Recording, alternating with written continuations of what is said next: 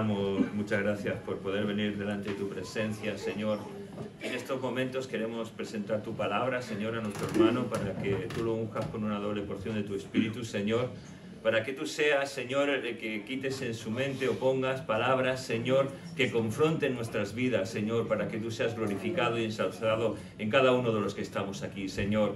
Te pedimos que esa palabra que desconocemos, Señor, salve, restaure, levante, sane, Señor, y haga su obra, Señor, para la cual es enviada, Señor. Gracias te damos en tu nombre, Jesús. Amén. Amén. Antes de nada vamos a ponernos así, a enfocarnos en el texto en el cual me voy a basar esta noche. Lo tengo en medio y nunca sé qué hacer, si mirar para allá o para allá. Esta mañana. ¿Esta mañana ha dicho? Esta noche. ¿Esta noche? Bueno. Es que me ha durado mucho para acabar de prepararme. Y me he levantado cuando seguiría ir durmiendo todos. Pero bueno. Vamos a ver en qué nos vamos a enfocar en el texto de esta mañana. Ahora sí. Menos mal que os tengo a vosotros. Para dar ahí el puntillizo ahí en las equivocaciones. Perfecto. Vamos a empezar. Todas las veces que he predicado yo estos últimos, iba a decir meses, pero ya desde el año pasado prácticamente, nos hemos enfocado en el Evangelio de Marcos. Y vamos a seguir en Marcos capítulo 6, vamos a acabar, nos quedamos en el versículo 29 y vamos a acabar en el versículo, bueno, vamos a acabar básicamente el capítulo. Entonces yo os rogaría que abriésemos nuestras Biblias en Marcos capítulo 6, versículo 30, para como según la versión que tengáis en vuestra Biblia vais siguiendo más o menos y así no os suena extraño nada de lo que digo. Marcos 6, a partir del versículo 30 hasta el final de la Biblia. No, hasta el final del capítulo, no os asustéis. Empezamos. Dice así la palabra del Señor. Entonces los apóstoles se juntaron con Jesús y le contaron todo lo que había hecho y lo que habían enseñado. Y les dijo, venid vosotros aparte a un lugar desierto y descansar un poco. Porque eran muchos los que iban y venían, de manera que ni aún tenían tiempo para comer. Y se fueron solos en una barca en un lugar desierto. Pero muchos los vieron ir y le reconocieron, y fueron allá a pie hasta las ciudades, y llegaron antes que ellos y se juntaron con él. Y salió Jesús y vio una gran multitud y tuvo compasión de ellos, porque eran como ovejas que no tenían pastor. Y comenzó a enseñarles muchas cosas. Y cuando ya era muy avanzada la hora, los discípulos se acercaron a él diciendo, el lugar es desierto y la hora muy avanzada. Despídelos para que vayan a los campos y aldeas alrededor y compren pan, pues no tienen que comer. Y respondiendo él les dijo, dadles vosotros de comer. Y ellos le dijeron, que vayamos y compramos pan para 200 denarios y les demos de comer. Él les dijo, ¿cuántos panes tenéis? Id y verlo. Y al saberlo dijeron, 5 panes y 2 peces. Y les mandó que hiciesen recostar a todos por grupos sobre la hierba verde. Y se recostaron por grupos de 100 en 100, de 50 en 50. Entonces tomó 5 panes y 2 peces y levantándolo los ojos al cielo, bendijo y los partió. Y comieron todos y se saciaron. Y recogieron de los pedazos 12 cestas llenas, de la cual sobró de los peces, y los que comieron eran 5000 hombres.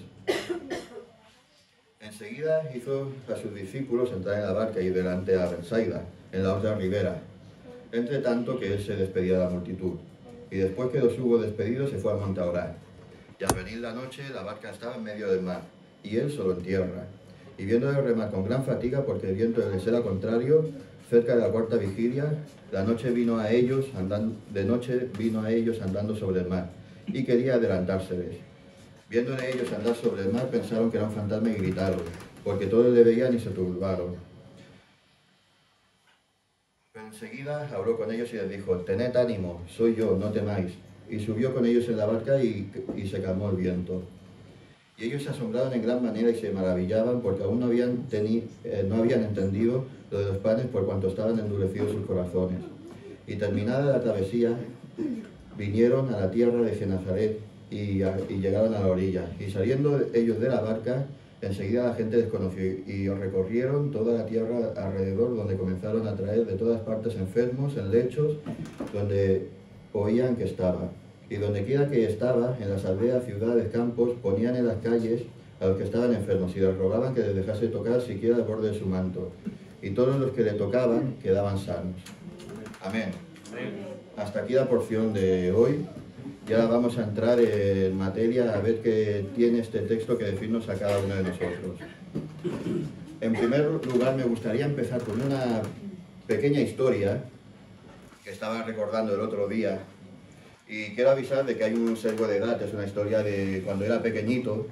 Y cuando somos pequeñitos muchas veces fantaseamos con cosas que no son bien ciertas. Es decir, cuando somos pequeños y vamos a la escuela y estamos en tercero o cuarto de primaria, vemos a aquellos que son de sexto de la ESO como si fuesen gigantes. Vemos a nuestros padres como superhéroes, vemos a la gente como desconocidos como villanos o gente muy extraña. Cuando vamos al bosque, un bosque que a lo mejor sería para pasear el perro y que hiciese pipi caca y ya está, un niño lo ve como un bosque mágico y encantado. Y así, teniendo en cuenta el sesgo de la edad, empecé a indagar en los pensamientos de cuando yo era niño. Y os recordé unos pequeños eventos que os quiero contar a todos. Tendría más o menos, era más pequeñito que Misael, pero más grande de Ezequiel. Tenía el mismo peinado a lo Beatles. Y me acuerdo que me veía en mi cama, tapado por la noche, en esa noche fría del invierno tan característico, tapado con mis sábanas así hasta el cuello, viendo cómo me gustaba abrir la ventana un poquito para que el viento se colase un poquito y sentir frío y calentito ahí debajo de la sábana con mi edredón. Y mientras estaba así en mitad de la noche, recuerdo que se escuchaban y se sentían voces entrando a la puerta, voces de discusiones, de conversaciones acaloradas. Recordaba como mi padre a veces, mis padres, mejor dicho, atendían a hermanos de la iglesia en casa por ya diversas cosas, problemas en el matrimonio, consejería, cualquier cosa. Pero me acuerdo de que ellos siempre hablaban, a veces se escuchaban voces bastante altas y cerraban la puerta para que los niños siguiesen durmiendo. Y eso era contraproducente, porque siendo un niño y curioso ponías más atención y te asustaba más todo aquello, diciendo, os están matando o vete a saber qué está pasando aquí. Y el misterio se atenuaba, se engrandecía, quiero decir. Y aquellos sonidos se calaban en ese niño, en ese pequeñito, en lo más hondo del ser, cuestionándome por qué gente que veía felices en los domingos en la iglesia podía ahora estar en este momento en mi casa y muy enfadada. Recordaba también los fines de semana, mi padre solía trabajar muchísimo y llegaba muy tarde a casa para que no nos faltase de nada. Y mi madre también trabajaba muy duro y entre llevarnos al colegio, haciendo limpieza en casa, trabajando como madre, luego no se acababa su faena ahí, tenía festipeques, cultó los martes, cultó los viernes, también tenían a veces pequeñas células o cosas que hacían ellos, prepararse también para la escuela dominical del domingo. Pues yo como aquel niño así, como cada niño, deseaba que llegase el fin de semana. Pero no un fin de semana cualquiera, yo deseaba que llegase el sábado. ¿Por qué? Porque el domingo había culto, igual que toda la semana. Y me acuerdo que si el sábado era afortunado, pues iríamos a casa de mis abuelos o de mi abuela Antonia, donde pasaríamos rato, iríamos al parque a jugar, a Montjuïc. Pero si no había suerte, como a veces pasaba, nos tocaría visitar a un hermano enfermo, ir a un velatorio, teníamos que ir a casa de desconocidos para mí, que eran de la iglesia, pues a comer y a estar ahí intentando guardar la compostura siendo un niño pequeño. Y para cualquier niño normal, sería muy normal sentir odio de aquellos extraños que arrebataban la atención de sus padres. A más, esos extraños molestaban a mis padres a altas horas de la noche pidiendo oración, pidiendo que si los podían visitar. Claro, eran unos desconocidos que se inmiscuían en la familia y arrebataban aquello que un niño o una niña, en caso de mi hermana, deberían tener. Pero a mí no. Yo nunca he sido un niño normal y siempre he tenido un discernimiento para ello. Y me sentía contento, como se podía sentir cualquier niño de la tribu de Leví, diciendo, bueno, es normal, les pasará a todo el mundo, mi abuelo es pastor, mis padres son pastores, Y es lo que hay, es lo que me ha tocado. Pero imaginaros la alegría que sentí cuando mi padre, después de ahorrar durante 1 año y medio, de romper la hucha que tenía en varias latas de Coca-Cola, decide, sí, hoy estoy destapando muchas cosas, la predicación va así, deciden que nos vamos a ir de vacaciones. ¡Wow! Por fin voy a tener a papá y mamá para mí solo. Y yo recuerdo cuando después hubieron muchas vacaciones, fuimos a visitar muchos pueblos de Cataluña, a veces íbamos también a Alicante y luego se normalizó todo mucho más, recuerdo. Pero aquella ocasión, que me imagino que será el recuerdo más lejano que tengo, sentí, wow, qué bien, voy a estar en un sitio desconocido con ellos solos. Y os recuerdo cuando lo dijo el domingo en la iglesia, de que ese fin de semana que viene ellos no iban a estar. Yo pensaba que toda la gente se iba a alegrar por las buenas noticias, que iban a estar contentos de ver cómo teníamos tiempo para nosotros mismos. E imaginaos que cuando llegó el tiempo y mi padre lo anunció, miré hacia la cara de las personas esperando ver alegría y ver a la gente contenta, y empecé a ver sonrisas irónicas, diciendo que vivíamos a cuerpo de rey, que siempre estábamos fuera y nunca estábamos para los demás, que su suegro nunca cogía vacaciones, y sentí bastante dolor por lo injusto de la situación. Seguro que, igual que esta historia a mí, a vosotros os ha pasado situaciones muy similares. Gente que siempre os piden favores, que siempre quieren que estemos a pie de cañón, que estemos cuidando niños, que estemos en el trabajo, en la oficina, sacando toda la documentación posible. Faena, faena, faena, pero cuando tú dices, ahora no puedo, ahora tengo que descansar, en lugar de ser los que abusaban de ti los malos, pasas a ser tú el malo. Ahora eres tú el malo, el egoísta, eres un mal cristiano, un mal hijo de Dios, y el Señor te juzgará porque el ministerio es así, es sufrido y te tienes que aguantar. Pero fijaos si el ministerio es así, que cuando los discípulos van a Jesús, cansados de haber estado pateando todas las ciudades y todos los pueblos que el Señor les había mandado en la mitad superior del capítulo, que habían estado ahí sanando, expulsando demonios, predicando el reino de Dios que se había acercado, llegan a Jesús todos contentos, contando de todas las cosas que habían hecho, pero ellos estaban en verdad destrozados, tenían las piernas reventadas, unas ampollas que ni con alicates se las sacaban los pobres. Y Jesús ahora dice, vale, muy bien, hacedme un informe en papiro y mañana reunión a las 5 de la mañana. No, Jesús no hace eso. Jesús dice, ir a un lugar desierto, ir a descansar, os lo habéis ganado. Y en esto estaba pensando, en este texto de aquí, en que muchas veces como cristianos, como hermanos y como seres humanos también, debemos de reconocer el trabajo ajeno, debemos de reconocer el trabajo de los demás. Muchas veces no nos damos cuenta, pero que el pasillo aquí esté limpio y recién fregado es porque hay hermanos que se han molestado de quitarse tiempo suyo para venir aquí sin cobrar nada y limpiar la iglesia para que la tengamos bonita, no para que luego dejemos los bancos que dan pena, que parece chiquipar de un McDonald's ahí con olor a piel. Vemos que hay hermanos que no son ni siquiera diáconos y cada vez que hace falta ayudan levantando bancos, trayendo muebles de aquí para allá, con sus propios vehículos, sin pedir nada a cambio, y lo hacen por amor al Señor. Tenemos la alabanza también.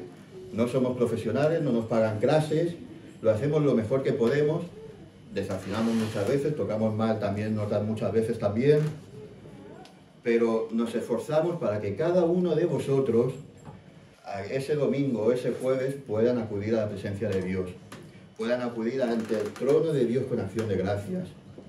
Tenemos a los que predican, a los que organizan cierto tipo de cosas, y cuántas veces les hemos hecho un reconocimiento, un detalle, un regalo, les hemos dicho, oye, gracias por tu trabajo, oye, gracias porque mantienes la iglesia limpia y se nota tu esfuerzo y dedicación al Señor. Es que ni unas palabras amables hemos tenido con el prójimo. Los que organizan eventos y salidas, más de una vez se organizaban anteriormente salidas a barbacoa, salidas con otras iglesias, salidas que requerían un pequeño gasto en capital, y la gente poniendo excusas de dinero, pues no venía, o eran siempre los mismos 4 matados. Pero luego veía sus perfiles de Instagram y se iban de fiestas, se iban de viajes, se iban por aquí, no les faltaba de nada, se habían comprado una tele de 80 pulgadas, que no estoy aquí para juzgar, que está muy bien. Pero que luego esos mismos hermanos nos digan, joder, que en la iglesia no se hace nada. Tenemos que reconocer el trabajo de los demás. Ahora lo que voy a decir es un poco fuerte, entenderme bien, pero la iglesia no es una ONG, la iglesia son las personas. Y que cuando la iglesia hace un trabajo para que todos nos congreguemos, una comida o algo, que sea gratis, también es un insulto hacia el trabajo de los demás. Hay gente que tiene que ir a buscar la comida, hay gente que limpia después y antes del evento, hay gente que se molesta para que a nadie le falte nada. No abusemos, hermanos, hay que reconocer el trabajo de los demás, hay que aprender que las personas también merecen un trato humano y un descanso. Los que sirven en la iglesia, y cada uno de nosotros somos siervos de Dios, no esclavos de los hombres. Y estas personas pueden ayudar, pueden guiar, pueden aconsejar, pero no pretendas que enciendan fuego extraño, no pretendas que estén ahí para ti 24 horas. Si tu problema no puede esperar, el problema de cualquiera de nosotros puede esperar a las 9 de la mañana para llamar. Y si no puede esperar a las 9 de la mañana porque te vas a morir esa misma noche, ostras, no llames al pastor. Pide línea directa con Dios, no vaya a ser que tú mueras y San Pedro no te abra la puerta del cielo. No sé, es mi forma de ver las cosas. Jesús manda a sus discípulos a descansar, se lo habían ganado, habían trabajado y ahora necesitaban ese tiempo de descanso. ¿Qué pasa? Se acerca una multitud egoísta ahora. Una multitud que solo miraba para cada uno de ellos. El gran mandamiento en toda la Biblia, lo que resume toda la ley y los profetas, es ama a Dios por encima de todo y a tu prójimo como a ti mismo.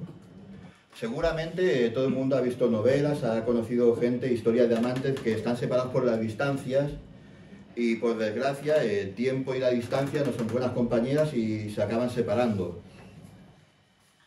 La distancia mata la mayoría de las relaciones.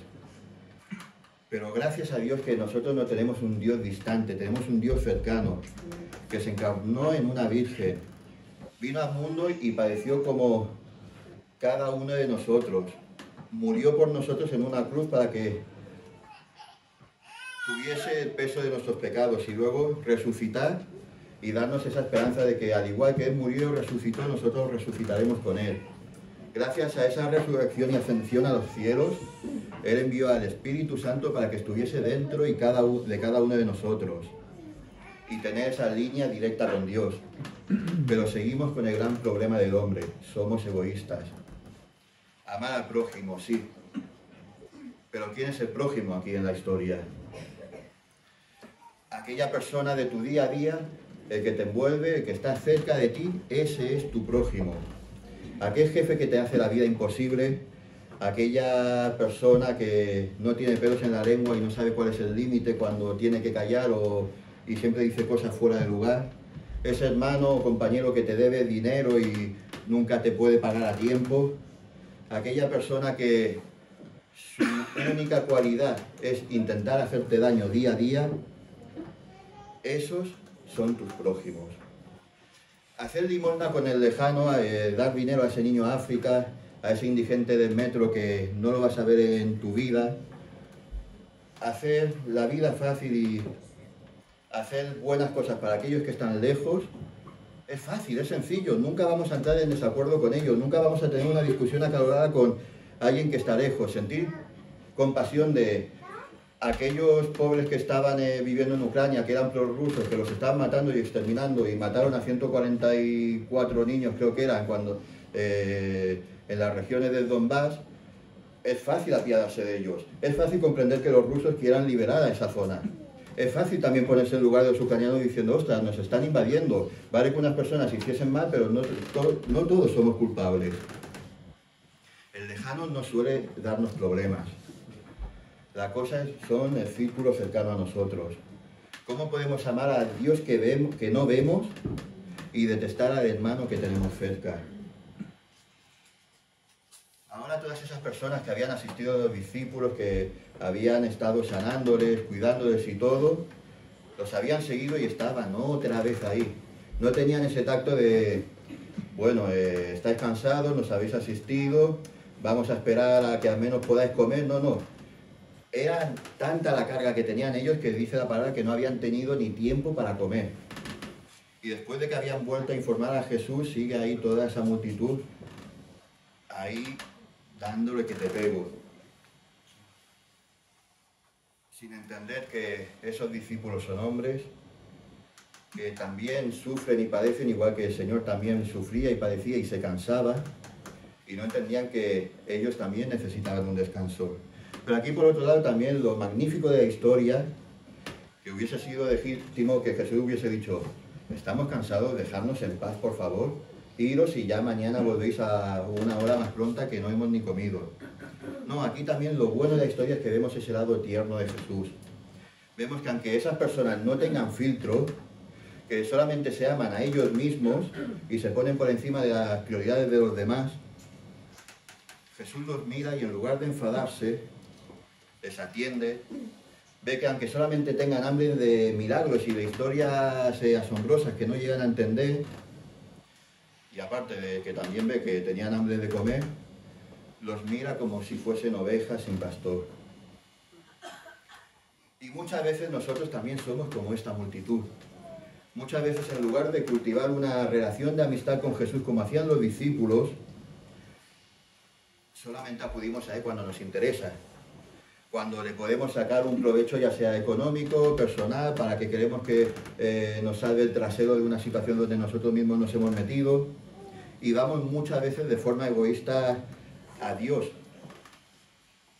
Y aún así, en esas ocasiones, Él nos mira como ovejas que debiendo tener pastor, lo han abandonado. Me recordaba esta historia también a una vivencia personal que me pasaba de una persona que conozco, no voy a decir nada de nombres, y yo suelo ser muy reservado últimamente, bueno, siempre he ido en mi mundo enfocado en las cosas y no soy de ponerme a jugar con niños. Pero con esta persona intento hacer un esfuerzo, ya que sus padres están separados, e intento jugar con ese niño y hacer lo mejor que puedo, pues, el papel humano. Pero se me cae el alma cada vez que el niño se equivoca y me llama a mí papá. Lo miro con lástima. Y sí, estar cerca de Dios o apartado de Dios, todo trae consecuencias. Pero en esos momentos miro como mira Jesús. Que a pesar de que nosotros caigamos, estemos lejos, o que seamos soberbios, o que seamos maleducados y solamente queramos que nos pongan un límite y llamar la atención, que pasamos días sin orar, sin abrir las Escrituras, veo como la mano de Dios siempre está cerca de nosotros. Y que, aunque no lo veamos, por desgracia, en cada acción y cada parte de nuestra vida, porque estemos lejos de Él, cuando caemos en pie, cuando caemos en quiénes somos y decimos a Jesús, papá, a ese le derrite el corazón y nos mira con amor. No quiero entrar en los milagros de por qué 5 panes, por qué 2 peces, por qué se nos dice que eran más de 5.000 hombres, por qué sobraron 12 cestas llenas. Eso lo dejo a vosotros, a vuestro estudio diario, a que os pongáis a hacer números, a investigar en la palabra. Me quiero centrar en la persona de Jesús y en los discípulos hoy. Y mira que hoy sería lo bueno en centrarnos en el pan, en los peces y todo, pero no lo voy a hacer, os lo dejo a vosotros eso. Vemos que aunque no sea el momento más adecuado para acudir a Jesús en esta historia, aún así Dios tiene cuidado de nosotros. Y Dios, si es su voluntad, va a multiplicar nuestras cestas. Él es el pan que descendió del cielo y que nos debe alimentar cada día de nuestra vida. Es el que tiene que alimentar nuestra alma, nuestras expectativas. Mucha gente anda frustrada por la calle porque intenta llenarse de proyectos, intenta llenarse de sexo sin control, de amor, de vicios, intenta llenarse y tienen un vacío que no saben cómo llenar. Se piensan que a lo mejor el dinero y las riquezas lo conseguirán cada más. Luego lo tienen y descubren que tienen una vida vacía, que han gastado mucho tiempo y al tiempo no lo pueden recuperar. El único que puede calmar tu hambre es ese pan que descendió del cielo, es Jesús de Nazaret. Después de que hubieron comido, Jesús manda a sus discípulos a que descansen y ya, ahora sí, coger el barco y iros a Betsaida, que así ya no os molestará a nadie y estáis solitos en una barca, a no ser que la gente empiece a nadar como locos. Ya os lo habéis ganado, descansad ya de una vez, ya habéis alimentado 5.000, ya espero que no pidan nada más. Los despido yo y vosotros iros. Y así pasa. Ellos se van, Jesús los despide. Jesús dice, bueno, me sobra tiempo, ellos aún tendrán faenas remando y eso, me voy al monte a orar.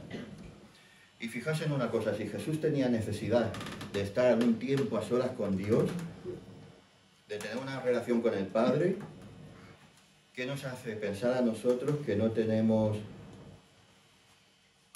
esa necesidad? Que podemos ser tan soberbios, podemos crearnos nuestros propios dioses de levantarnos por la mañana por nuestro propio pie, vivir por nuestra propia vida y camino, sin necesidad de Dios. Ese pecado se llama soberbia y fue lo que hizo caer a Satanás.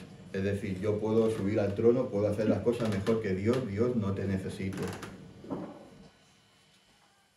Y aquí ahora vamos a cambiar totalmente de escena. Imaginémonos a Jesús al pie de la playa con esa arena que se mete entre los dedos y a mí me fastidia tanto, con esa humedad que luego es pegajosa y no te la quitas. Me imagino así ese viento mojado y húmedo con el olor a mar que vendría sobre la cara y la melena de Jesús. Y cómo miraría al fondo esa barquita con los pobres discípulos pringados que pensaban que iban a descansar y ahora están remando contra la corriente y el viento y las olas. Que dicen, madre mía, Jesús nos había mandado a descansar y estamos aquí fastidiados ahora. Primero la multitud, no, primero los pueblos, luego la multitud y luego aquí remando. Pero Señor, ¿dónde nos ha metido este hombre? Y me imagino a los discípulos frustrados contra la corriente, contra el viento, contra el mar.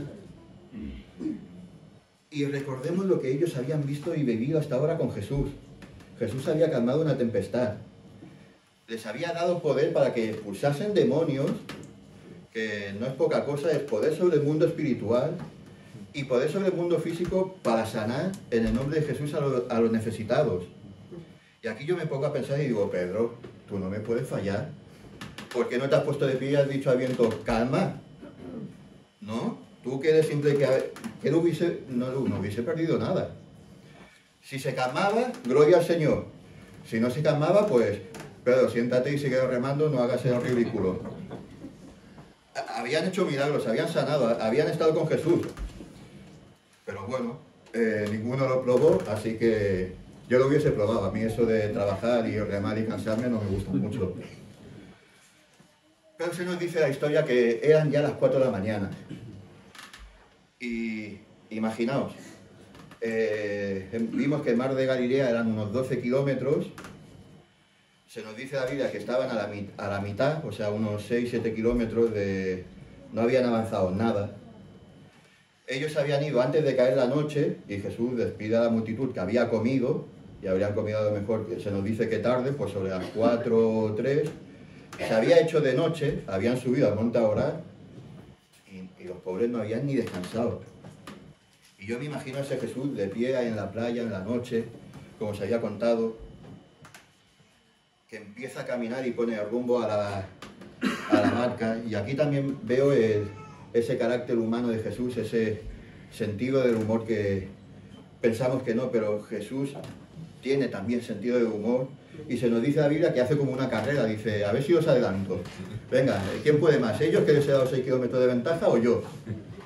Y vemos que empieza a correr y los discípulos se giran y se asustan. Normal también, yo me hubiese asustado también. Estoy ahí remando, luchando y veo una sombra corriendo por encima del agua, me asustaría. Y aquí también viene otra cosa bonita. Jesús les dice, soy yo, no temáis. Y si nos fijamos en todas las experiencias de estas que podemos escuchar que hemos sido grandes a mí se me presentó un ángel, pues yo he visto el demonio, pues yo he visto al Señor. y empiezan a decir auténticas burradas. Si vamos a la palabra de Dios, siempre que se presenta una teofanía, siempre que se presenta un ángel, siempre que se presenta Jesús hecho hombre, es: soy yo, no temas. No es: uy, es que olía azufre, me fui al infierno y sentí mucho pánico. No. El amor del Señor echa fuera el temor. Y cuando Jesús se manifiesta a tu vida, ya sea de forma física, de forma a través de un tratado, a través de un evangelista, a través de un pastor, cuando te encuentras a Jesús cara a cara, no hay lugar para el temor. Puede que tú estés como los discípulos luchando contra corriente, hayas vivido en la iglesia, hayas visto sanidades, hayas visto expulsiones de demonios, pero ahora es ahora. Y tú ahora a lo mejor te puedes encontrar en una barca remando contra viento, marea, te encuentras en dificultades, y qué bonito es que nos giremos y veamos a Jesús que diga: soy yo, no temas, y que se suba en la barca de nuestra vida. Solamente así, invitando a Jesús a que suba a nuestra barca, es como los vientos se calmarán, esas aguas que te azotan se volverán mansas y podemos seguir remando. La responsabilidad nuestra, deberemos seguir luchando para alcanzar la orilla, pero tendremos a Jesús en la barca con nosotros. Y como decía aquel corito de cuando era niño: con Cristo en el barco, yo sonrío en la tormenta. Ahora, para acabar ya el último punto, vemos que la misión continúa. Y aquí el llamado, el subtítulo podría ser: no te detengas. Y es que la vida de un cristiano no está hecha para mares en calma. Un buen marinero no se hace en aguas tranquilas, y quien quiera aguas tranquilas, que se levante, y le invito a salir por la puerta, a disfrutar del mundo, a disfrutar de todo lo que quiera, de su tranquilidad, porque la vida de un cristiano no está hecho para alguien que quiere una vida fácil. Y aquí acaba la historia como si fuese parte de una trilogía, que de repente los títulos empiezan a subir y se apaga todo. Es como imaginaos en un día de trabajo cualquiera que os han pedido auditar a un cliente, hacer cualquier informe, y estáis a lo mejor una semana peleando para acabar ese informe, para acabar esa pared que hay que pintar, para levantar ese tabique, para cuidar a ese niño insoportable que desde las 8 hasta las 10 de la noche te toca cuidar a ese niño. Estás ahí, sangre, sudor, lágrimas, intentando levantar ese negocio, y cuando por fin ya acabaste de tu trabajo, te sientas, descansas, suena el teléfono. Es el jefe. Quiere que tiene un nuevo cliente y quiere que te encargues tú ahora mismo y que el informe esté listo para la semana que viene presentarlo en la nueva reunión. Aquí los discípulos les pasa lo mismo. Piensan que estarán tranquilos, que cuando lleguen a la otra orilla a lo mejor disfrutan de un lugar idílico, playita, palmeras, un piña colada, un cóctel ahí bueno, un poco de marisco, no porque son judíos, bueno, el jamón tampoco, pues paella tampoco, madre mía, pues disfrutarán de pan kosher y ya está. Y que estarán ahí con 2 pececitos bien asados ahí al fuego, con unos espetos y viviendo en la playa. Imaginaos la cara de los discípulos cuando ven que están llegando a la orilla, cuando empiezan a ver tierra al fondo, y le dicen: maestro, ¿qué quieres, Pedro? ¿Son cabecitas lo que vemos ahí? Sí, son cabecitas. La Biblia nos dice que la multitud los había visto que iban en aquella dirección y empieza a dar la vuelta para recibirlos en el otro lado. Qué pesado, sí, afirmativo. Y es que muchas veces somos nosotros pesados. Con lo fácil que sería cultivar una relación de amistad con Dios, ser un discípulo que va en la barca con Él y no ser un tercero que espera algo. Vemos que la barca alcanza tierra, otra multitud distinta ahí de pie, que estos habían escuchado la fama de Jesús.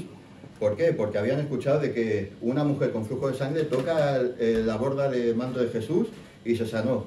Ahora, todos como locos, yo también quiero tocar la punta de su manto. Habían escuchado de la hija de Jairo, porque esa historia pasó en el transcurso, que había resucitado a la hija. Pues cojo a mi enfermo y lo pongo aquí, que ya cuando Jesús pase, pues ya se sanará. Y aquí justamente en esta escena, cuando se oscurece la pantalla, empiezan a aparecer los créditos de la trilogía y mientras pone el título de fin se ve a Jesús haciendo sus cosas, sus sanidades, a los discípulos ayudando. Y aquí acaba la historia. Y esto nos debe recordar también que el reino de Dios, dice la palabra, que sufre violencia. Y tenemos que ser conscientes de que hay almas sedientas que necesitan, no de un obrero, no de un pastor, no de un mensaje que les transmitamos este domingo, sino necesitan de cristianos, de personas, de discípulos que amen de verdad al Señor y acerquen a esa persona a los pies de Jesús. Necesitan, como hemos visto en la primera parte, de buenos valores para reconocer el trabajo de los demás. Necesitan de valores para ser buenas personas, para no ir confundidos, que ahora ya no sabemos ni qué es ser hombre ni qué es ser mujer, no sabemos si lo bueno es malo, si lo malo es bueno, no sabemos si matar a un niño después de haber nacido es asesinato, pero matarlo antes de la concepción no, o cuándo está el límite de lo que es bueno, lo que es malo, no, cada uno tiene su libertad, así que si para ti eso es bueno, entonces te doy una pedrada en la cabeza, que eso para mí es bueno, pero para ti no. Entonces, ¿en qué quedamos? Lo mío es bueno, lo tuyo no. Tu opinión es buena y tiene que censurar la mía, que opino de manera distinta según qué valores. Yo puedo no ser, digámoslo así, excluyente con tus ideas, pero tú sí que puedes ser excluyente conmigo porque esa es tu libertad, pero yo no la tengo. Vemos que la sociedad, aparte de necesitar buenos valores, como hemos visto, aparte de saber que Jesús es un Dios de amor, que nos ama, que nos cuida, que está ahí para nosotros, que tenemos que apoyar a esas personas para que no sean tropiezos. Debemos de poner también el trabajo fácil a los pastores también. La palabra dice que pongamos la faena de los ministerios fácil para que ellos vean que les ha tocado las mejores ovejas posibles y no piensen, Señor, es que me han mandado las ovejas tontas de la manada. Pero la gente no solamente necesita valores, también tienen que saber y entender que ahí tienen un buen pastor que les escucha, un Dios cercano, que oye sus súplicas, que está ahí atento para, si hace falta multiplicar pan, multiplicarlo, para sanar, para destrozar las heridas del corazón. Pero que antes de hacer todo eso, ellos también deben de amar al prójimo como a ellos mismos. Y por último, y más importante aún, hemos visto que el trabajo de cristianos no se detiene. Cuando llegan los discípulos y Jesús a la orilla, no han acabado su trabajo, sino que la obra continúa. Y eso es lo que tiene que hacer en cada uno de nosotros. Da igual a quién evangelizaste en el pasado, da igual a quién le trajiste a los pies del Señor, da igual que hubieses hecho el Señor a través de tu mano una sanidad, que hubiese hecho el Señor a través de tu mano una liberación. La obra de Dios no ha acabado contigo. El reino de Dios se tiene que engrandecer hasta que no venga ya Jesús en una nube. Así que, hermanos, sigamos siendo esos voceros del reino de Dios y oremos para que no nos desviemos ni a izquierda ni a derecha. Oremos. Señor, te damos gracias por el mensaje de hoy, Señor. Gracias porque sabemos que tú estás ahí, Señor, que nos amas, que estás cerca de nosotros, Señor, para cuando te necesitamos, Señor. Que tú siempre estás presente, Señor, aunque no te manifiestes a veces en ocasiones porque no andamos como desearías tú, Señor. Te pedimos, Señor, también que tú nos ayudes a agradecer y a dar las gracias a aquellas personas que nos han ministrado, Señor, que mantienen el local limpio, Señor, que nos han ayudado, Señor. Ayúdanos a ser agradecidos, Señor, como aquel dicho español, Señor. Te pedimos que nos ayudes, que aunque estemos cansados, Señor, o fatigados, Señor, podamos disfrutar de los mini descansos que nos das, Señor, y que nos ayudes a comprender que la gente que está en la otra orilla, Señor, no son una carga, que no es un trabajo gravoso, Señor, sino que esas personas que muchas veces juzgamos, Señor, y pensamos que están lejos de ti, que no merecen de tu agrado, Señor, veamos que son almas, Señor, y que tú también moriste por ellos, Señor. Gracias por todo y ayúdanos a engrandecer el reino de los cielos. En tu nombre, amén. Amén.